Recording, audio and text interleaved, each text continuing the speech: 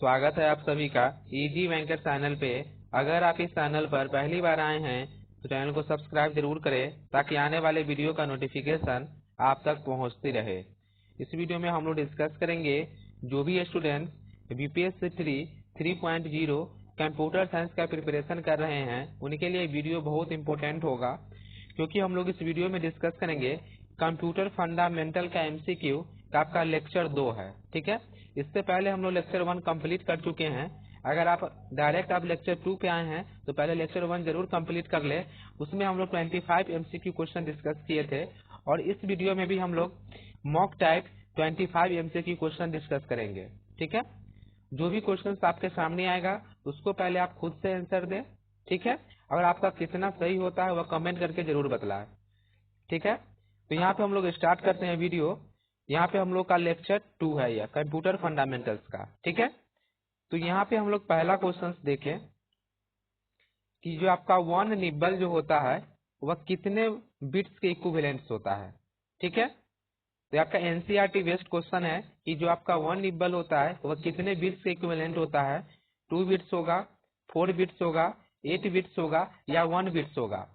तो इसका आपका करेक्ट आंसर होगा कि जो आपका वन निबल होता है, ठीक है, यह आपका 4 बिट के इक्विवेलेंट होता है। ठीक है, तो इसका आपका करेक्ट आंसर हो जाएगा B, 1 nibble equal to 4 bit. ठीक है, इसके बाद हम लोग यहाँ पे नेक्स्ट क्वेश्चन डिस्कस करें कि the input machine which originated in the United state around 80 में जो आपका यूनाइटेड स्टेट में कौन ऐसा इनपुट मशीन को जो है ओरिजिनेट किया गया था। माउस है, जॉयस्टिक है, कीबोर्ड है या बारकोड रीडर है। तो इसका आपको करेक्ट आंसर बतलाना है कि इसका करेक्ट आंसर क्या होगा। इसका आपका जो करेक्ट आंसर है वह आपका जो है वह कीबोर्ड है। अराउंड 80 में जो आपका कीबोर्ड इनपुट को जो है आपका ओरिजिनेट किया गया था। ठीक है, next question, 1 exabyte equal to 1 yottabyte जो होता है किसके इक्विवेलेंट होगा। 1024 टीबी, 1024 ईबी, 1024 जेडबी, 1024 पीबी। तो जो आपका 1 योटाबाइट जो होता है वो आपका 1024 जो है वह जेटाबाइट के इक्विवेलेंट होता है। ठीक है, इसका भी आपका करेक्ट आंसर हो जाएगा ऑप्शन सी। ठीक है, इसके बाद हम लोग यहाँ पे नेक्स्ट क्वेश्चन डिस्कस करें। Question number 4,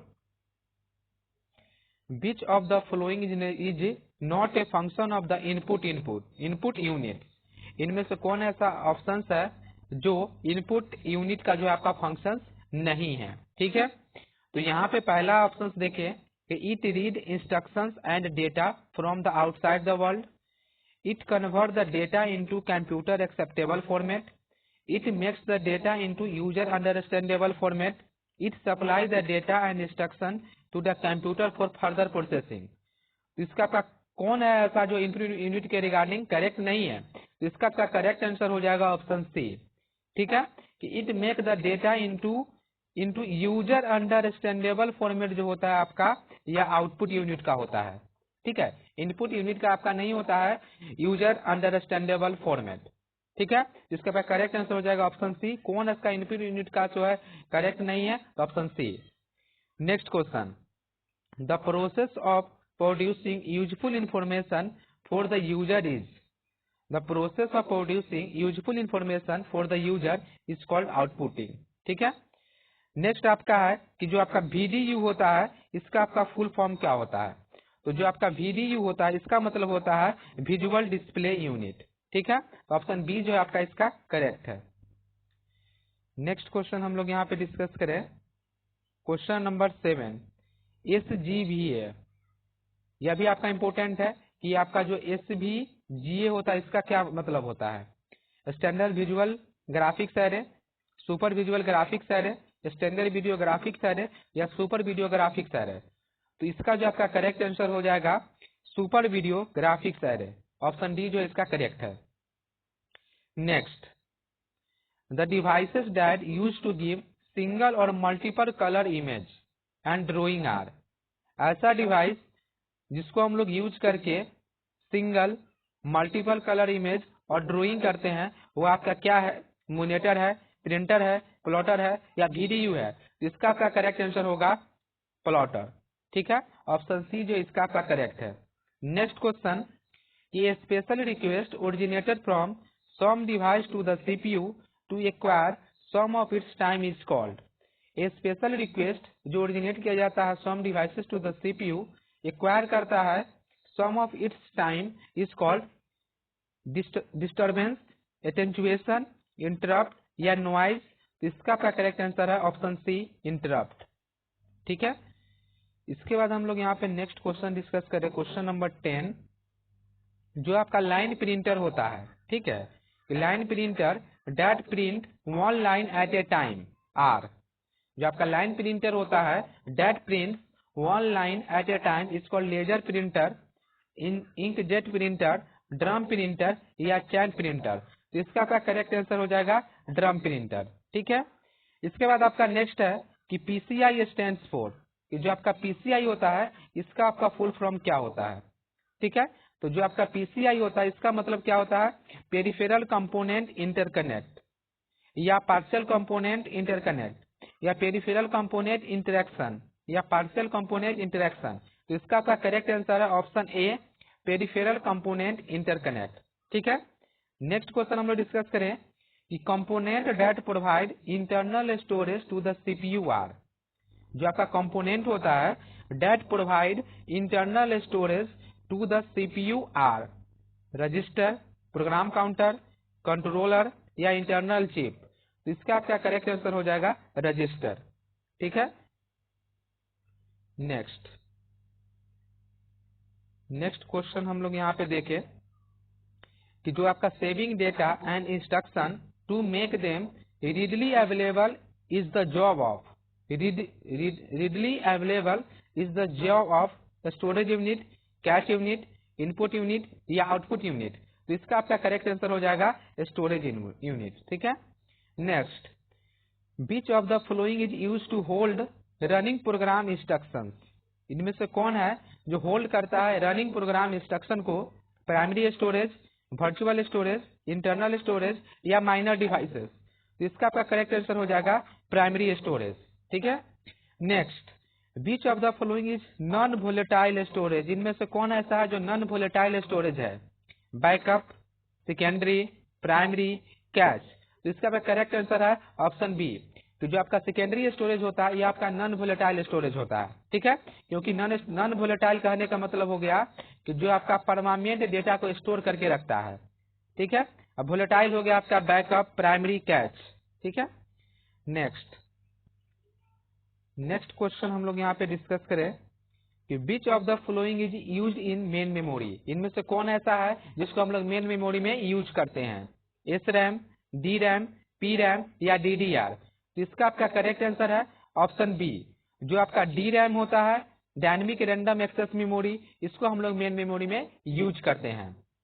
next, a non erasable disc that store digitalized audio information is CD, CD-ROM, DVD-R या DVD-RW। तो इसका आपका करेक्ट आंसर हो जाएगा CD। ठीक है, next, the first practical form of random access memory was the. मतलब जो रैम का जो है इसका इन्वेंटर कौन है, तो विलियम स्टीव। ठीक है, इसका आपका जो है करेक्ट आंसर ऑप्शन सी है। विलियम स्टीव जो है ये आपका फर्स्ट प्रैक्टिकल है form of random access memory. ठीक है, इसके बाद हम लोग यहाँ पे नेक्स्ट क्वेश्चन डिस्कस करें, क्वेश्चन नंबर 19 कि the heart of the processor which perform many different operations, arithmetic and logic unit, motherboard, control unit या मेमोरी। तो इसका जो हार्ट ऑफ द प्रोसेसर जो आपका होता है वो आपका ALU होता है, अर्थमेटिक लॉजिक यूनिट, जो आपका डिफरेंट ऑपरेशन परफॉर्म करता है। Next, IEEE stands for.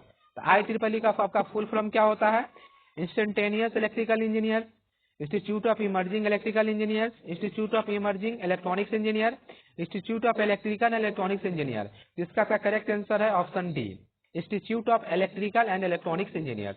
ठीक है, next, the ALU gives the output of the operation and the output is stored in the.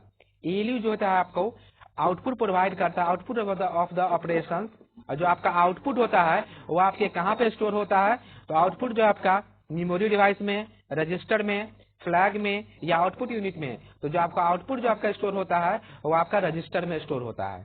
ठीक है, नेक्स्ट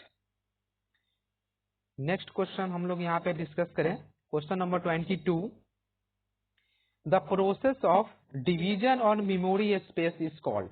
जो प्रोसेस जो होता है जिसको हम लोग मेमोरी स्पेस को डिवाइड करते हैं, डिवीजन करते हैं, उसको हम लोग क्या बोलते हैं? पेजिंग बोलते हैं, सेगमेंटेशन बोलते हैं, ब्यूफिकेशन बोलते हैं, या डायनेमिक डिवीजन बोलते हैं? तो इसका क्या करेक्ट आंसर हो गया ऑप्शन बी, इसको हम लोग सेगमेंटेशन बोलते हैं। जो भी आपका मेमोरी स्पेस को जो हम लोग डिवाइड करते हैं, ठीक है, तो उसको हम लोग सेगमेंटेशन बोलते हैं। Number of bits in ALU, जो आपका एएलयू होता है आपका कितना बिट का होता है? एएलयू आपका जो है 16 बिट का होता है, ठीक है। इसका करेक्ट आंसर हो जाएगा ऑप्शन सी। नेक्स्ट, कि which flag indicate the number of 1 bit that result from an operation. कौन ऐसा फ्लैग है जो इंडिकेट करता है नंबर ऑफ 1 बिट्स को जो रिजल्ट करता है, result for an operation? 0, parity, auxiliary या कैरी? तो इसका करेक्ट आंसर हो जाएगा पैरिटी बिट, ठीक है। ऑप्शन बी जो है इसका करेक्ट है। लास्ट क्वेश्चन आपका है कि the bit wise complement of zeros. तो हम लोग पहले समझ लेते हैं कि बिट वाइज कॉम्प्लीमेंट होता क्या है।